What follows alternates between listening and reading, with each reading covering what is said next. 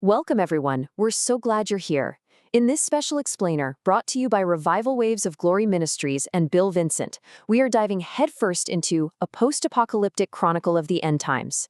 Get ready, because we're about to journey through a world that's been completely undone, following a band of survivors who are fighting for something more than just their next meal. They're fighting to rebuild humanity itself.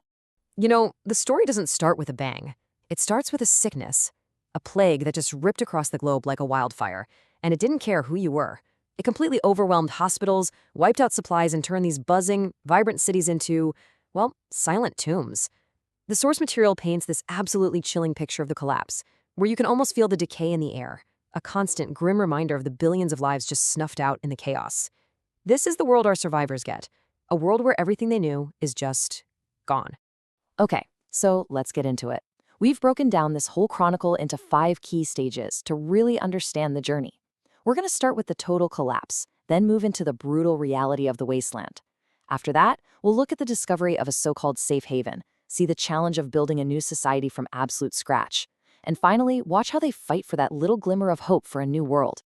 So, first up, the end of everything. This plague wasn't just some disease. It was like a giant reset button for society. Governments? Gone. Infrastructure? Crumbled. The rule of law? Evaporated. The world our characters have to navigate is basically a graveyard of memories, just a landscape of empty buildings and rusted cars where the silence is deafening. And this is where we meet Alex. Now, when we first see him, he is not some action hero. He's just a survivor, moving like a ghost through a derelict grocery store. You can just imagine the air thick with the smell of decay. He's not looking for a fight. He's just hoping to find a few cans of food someone might have missed. In this new world, every single can he finds isn't just food, it's a huge victory. It's a small act of defiance against this overwhelming despair of a dead world. And that brings us to the next phase, the wasteland.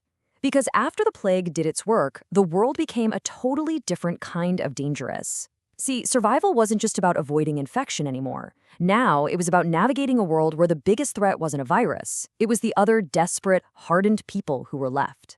So just as Alex has his small win, a bag with a few cans of food, that oppressive silence is shattered. A group of marauders, described as having these gleaming, malicious eyes, they just melt out of the shadows. These guys thrive on violence and chaos, and this moment is so important because it sets the new rule of the land. Might is right, and anything you have, someone else will try to take. Listen to these words from their leader.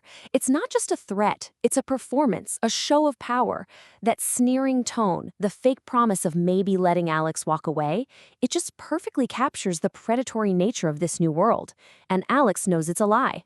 Trust is a currency that's completely worthless now.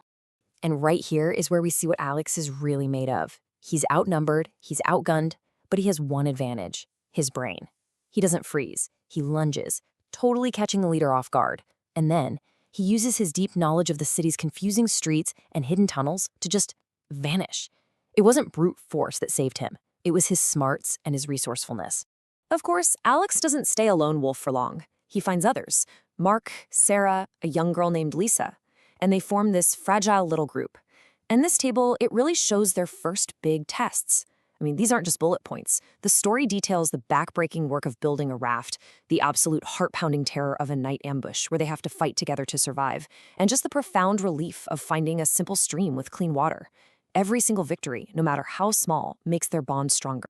So, after surviving the raw wilderness, the group's journey enters a whole new chapter.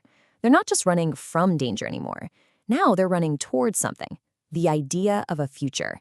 And their search leads them to what looks like a beacon of hope in this desolate landscape. And then they find it, a fortified community they call the Safe Haven.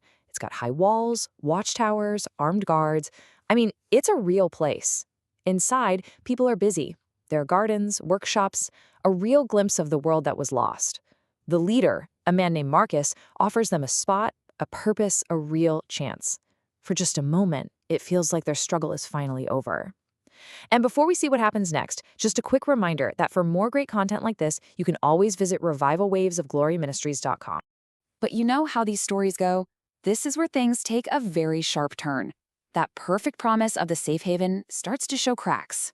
On the surface, it's all order and safety. But underneath, Alex and his group uncover a terrifying secret. the leadership is hiding something, and the very supplies that are supposed to keep everyone alive are actually a deadly threat. The danger isn't outside the walls anymore. It's inside, poisoning the community from within. And this quote from Marcus, the leader, really says it all, doesn't it? He's trying to justify this massive deception by saying he's just protecting the community from panic. But what he's really protecting is his own power. And that's the central crisis here. Is a flawed peace, one that's built on a dangerous lie, better than a messy, chaotic truth? The leadership chose control over the lives of their people, and that sets the stage for a huge conflict. So, this discovery forces a huge confrontation. I mean, exposing the truth could tear the safe haven apart, maybe even destroy the only sanctuary they have.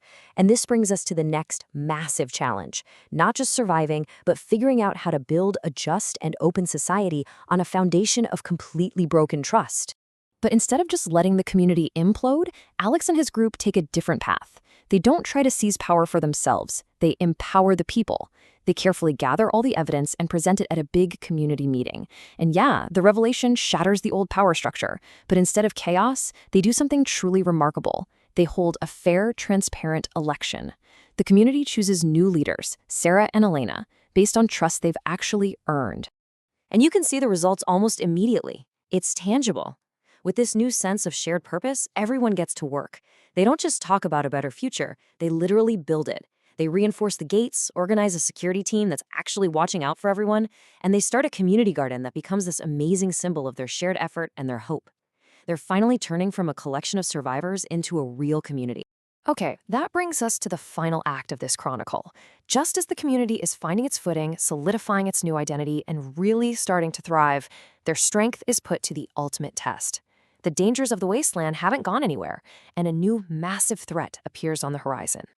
A new enemy force, described as being heavily armed and super organized, launches a full-scale attack on the safe haven. Now, this isn't some random gang of marauders. This is a calculated assault designed to take every single thing they've built. The battle that follows isn't just for supplies or land. It's a fight for their right to exist and for the new world they're trying so hard to create. During the brutal fighting, the community suffers a devastating loss. Mark, who is a key member of the group right from the very beginning, makes the ultimate sacrifice. And in that moment of grief, Alex's words become a rallying cry. Mark's death isn't for nothing. It becomes this powerful symbol of what they're all fighting for. They're not just defending walls anymore. They're defending the memory of their friends and the dream of a future that's worth dying for. And when you look at this timeline, you really get the full, incredible scope of their journey.